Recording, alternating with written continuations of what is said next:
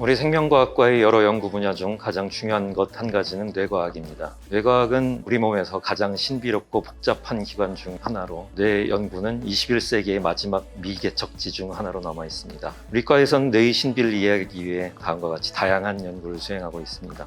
여러분은 뇌에 대해서 어떤 궁금증을 갖고 계신가요?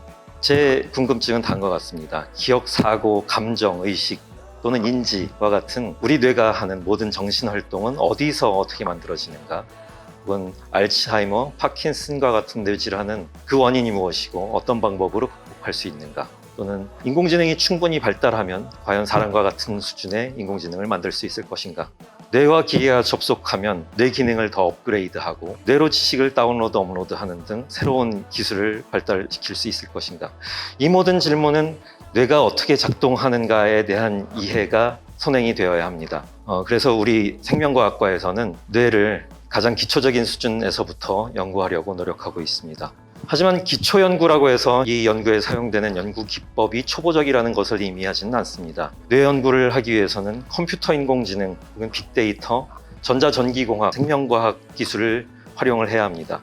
그래서 결국은 생명과학을 중심으로 하는 많은 기초 분야의 협력, 융합 연구를 통해서 뇌과학을 발전시킬 수 있게 됩니다. 이와 같이 첨단 기술을 활용한 뇌 연구가 잘 드러난 곳은 브레인 이니셔티브라고 하는 미국의 뇌 연구 계획입니다. 브레인 이니셔티브의 브레인은 뇌라는 뜻도 되지만 혁신적 첨단 기술을 뇌 연구에 활용한다는 뜻을 담고 있기도 합니다. 그래서 오른쪽에 보는 것 같은 7가지 높은 우선순위 연구 분야를 제시하고 그 연구 분야를 각각 분자세포에서 시작해서 뉴런을 이해하고 뉴런이 통합된 시스템을 이해하고 그 시스템을 이론화하고 모델 동물에서 연구하고 또 사람으로 속행하는 순서로 기초에서부터 차근차근 뇌를 연구하려는 계획을 갖고 있습니다.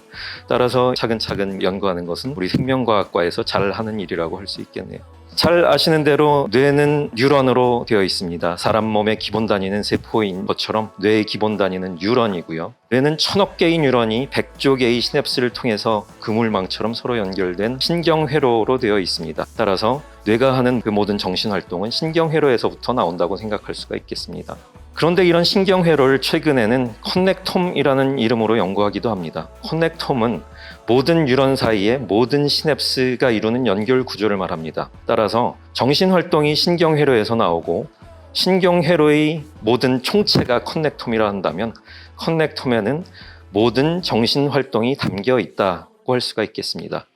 브레인 이니셔티브의 목표 2번째와 3번째도 뇌의 모든 스케일에서 뇌의 연결과 활성 지도를 획득하는 것입니다. 그리고 이러한 지도를 획득한 후에 그 지도를 연구함으로써 뇌가 작동하는 기전을 원리적으로 이해하는 것을 또한 하나의 목표로 삼고 있습니다.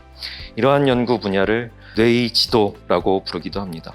이러한 뇌의 지도를 관찰하려면 어떻게 할까요? 다른 모든 생명과학 분야하고 마찬가지로 현미경을 이용을 하여 뇌를 관찰하게 됩니다. 120여 년 전에 스페인의 과학자 산티아고 라몬 이 카알은 뇌 속에서 뉴런을 처음 발견해서 노벨 생리의학상을 수상하였습니다. 그 이후로 130년간 현미경 기술이 많이 발달해서 그때와는 비교도 안 되는 높은 해상도로 뉴런을 관찰할 수 있게 되었습니다. 그 중에서 저희 연구실에서는 가장 해상도가 높은 전자현미경 기술을 이용하여 뉴런을 관찰합니다. 그럼 초고해상도 전자현미경을 이용하여서 3차원으로 뇌를 관찰하는 과정을 보겠습니다.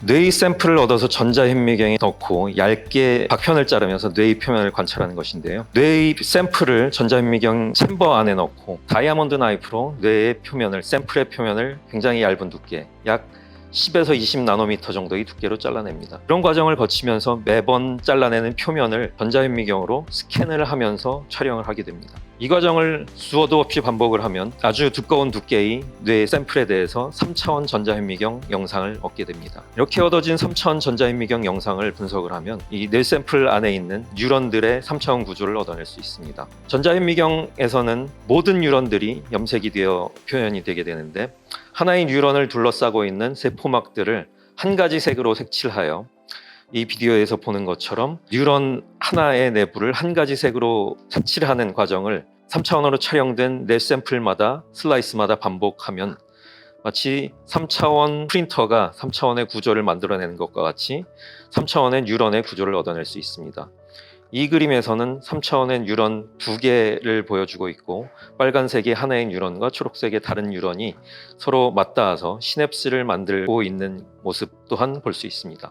이러한 과정은 인공지능을 사용하여 수행을 합니다. 하나의 뉴런이 어디서부터 어디까지인지, 하나의 뉴런 내부가 세포막으로 어떻게 구분되어 있는지를 인공지능을 훈련시켜서 학습을 시키고, 그럼 그 인공지능은 3차원의 뉴런 구조를 색칠할 수 있게 됩니다. 이 비디오에서 보고 있는 것은 뇌샘플 하나 안에 들어있는 모든 뉴런들이 각기 다른 색깔로 색칠되어 있는 모습입니다. 수없이 많은 뉴런들이 서로 뒤엉켜서 굉장히 복잡한 구조를 만들고 있는데요. 우리는 이 복잡한 구조로부터 이 뉴런들이 어느 부분에 시냅스를 만들고 있는지를 찾아냅니다. 이러한 시냅스를 찾아내는 과정도 인공지능을 활용하여 수행할 수 있고, 그럼 복잡한 신경회로의 연결망을 빅데이터 분석 방법을 이용하여 연구를 하게 됩니다. 그럼 뉴런들이 서로 어디에 어떻게 연결되어 있는지 신경회로의 연결 구조를 찾아낼 수 있습니다. 또한 수많은 뉴런의 활성도를 측정하고 분석을 할 수도 있습니다. 실험 동물에 다양한 자극을 주면서 뉴런들이 그 자극에 반응하여 활성도를 보이는 모습을 광학 현미경으로 촬영을 할 수 있습니다. 그럼 수만에서 수십만 개에 이르는 서로 다른 뉴런들이 각기 다르게 보이는 활성 패턴을 빅데이터 분석 방법을 이용하여 찾아낼 수가 있고, 그러면 어떤 특정 자극에 대해서 각각의 뉴런이 어떤 반응을 보이는지 서로 군집화를 하고 분류할 수 있습니다.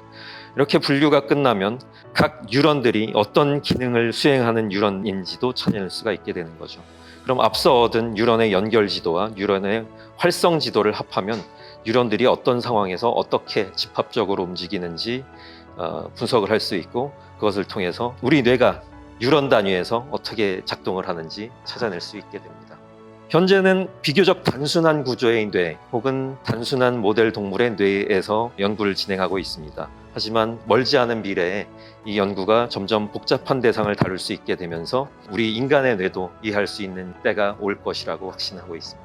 우리 생명과학과에서는 이렇게 첨단 기술을 활용해서 뇌를 근본적으로 이해하려고 노력하고 있습니다. 더 많은 학생들이 뇌과학의 마지막 프론티어인 뇌지도 연구에 더 많이 참여할 수 있으면 좋겠습니다. 고맙습니다. 안녕하세요. 생명과학과 권재용 교수입니다. 앞서 김진섭 교수님께서 뇌신경과학의 전반적인 내용 소개하시고 커넥텀이나 브레인 이니셔티브에 대해서 소개를 해주셨습니다. 저는 잠깐 언급되기도 했지만 몰대 동물을 이용한 뇌신경과학 연구에 대해서 말씀드리려고 합니다. 두 가지 생명체에 대해서 주로 말씀드릴 거예요. C. elegance는 꼬마 선충으로 네마토드이고요. 드로소필라 멜라노게스터는 프루플라이, 초파리입니다. 이 슬라이드에서 보여드리고 있는 것은 여러 실험 동물들인데, 그리고 식물도 있고요. 그런데 이 생물들에서 가장 중요한 지점은 이 돌연변이를 이용한 유전자 기능을 연구할 수 있는 유전학적 연구의 재료가 될 수 있다는 그런 점입니다. 그 중에서 특히 오늘은 두 가지 생물 C. elegance와 초파리에 대해서 말씀드릴게요. C. elegance는 우리말로는 예쁜 꼬마 선충이라고 합니다. 알에서부터 성충에 이르기까지 한 3일 정도 걸려서 굉장히 빨리 자라는데, 큰 성충이라고 하더라도 1mm 밖에 되지 않기 때문에 육안으로 볼 수는 없고요. 그래서 해부 현미경을 통해서 관찰을 해야 됩니다. 이 꼬마 선충은 여러 가지 특징을 갖는데 그 중에 하나가 투명하다는 거예요. 그래서 하나하나의 세포들을 볼 수 있어서 1000개 정도에 되는 세포들을 현미경으로 구분할 수 있습니다. 자, C. elegance의 연구에서 노벨상을 수상하신 분들인데요. 제일 왼쪽에 계신 분이 시드니 브레너 박사님이시고, C. elegance를 처음 이 지네틱스 연구에 도입하신 분이에요. 오른쪽에 두 분은 앤디 파이어 박사님과 크레임 멜로 박사님인데, RNA 인터피어런스라고 하는 유전자 조작 기술로 노벨상을 수상하셨어요. 가운데 계신 분이 존 설스턴 박사님인데, 이 존 설스턴 박사님이 요 C. elegance의 셀 리니지를 연구하셨습니다. 지금 이 슬라이드에서 보이게 요게 이제 수정란입니다. C. elegance의 수정란인데, 수정이 되고 나면 분열을 하겠죠. 그러면 그 분열하는 것들이 2개, 4개, 8개를 거쳐서 최종적으로 벌레 모양의 개체가 될 텐데, 이 하나의 세포에서 2개, 4개가 될 때 그 세포들의 그 리니지를 계속 추적해 가신 거예요. 실제로 왼쪽 그림에서 보이는 것이 존 설스턴 교수님이 하나하나의 세포들을 구별하면서 하나가 나뉘었을 때 그 다음에 어떻게 되는지를 추적하신 겁니다. 자, 그런데 이때 이 C. elegance의 총 세포의 개수는 1000개 정도라고 말씀드렸는데, 그 중에 302개가 신경세포예요. 자, 그 신경세포들을 이제 김진석 교수님께서 소개를 하셨었죠.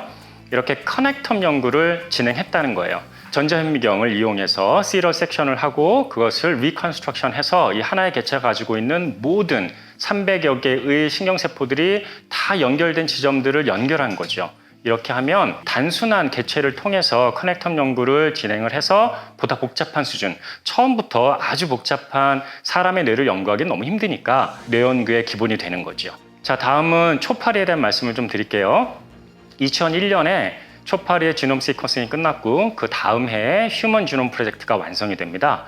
굉장히 많은 유전자들이 서로 비슷한 형태의 유전자를 가지고 있어요. 호몰로그들이죠. 토마스 훈트 모건 교수님은 여러분들 유전학 교과서에서 많이 보셨던 하얀 눈의 초파리, 그 하얀 눈이 X 염색체에 링크되어 있다, 이런 들어보셨죠? 그런 부분으로 이제 노벨상을 수상하셨고, 최근에는 이 세 분의 교수님께서 서케디안 리듬에 대한 연구로 이제 초파리로 노벨상을 수상하셨어요. 많은 분들이 받으셨죠.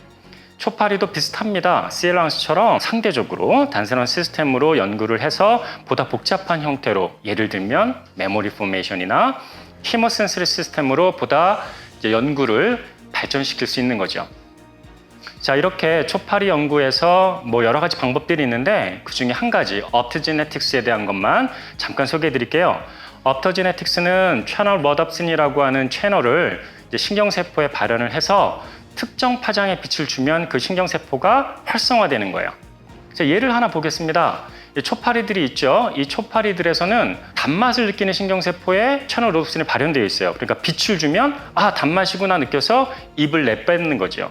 이런 방식으로 어떤 신경세포의 기능을 연구할 수가 있습니다. 이 외에도 여러 가지 방법들이 있습니다만 그런 것들은 나중에 여러분들이 공부하실 수 있을 거라고 믿습니다. 자, 지금까지 아주 간단하지만 모델 동물을 이용한 신경과학에 대해서 소개해드렸습니다. 감사합니다.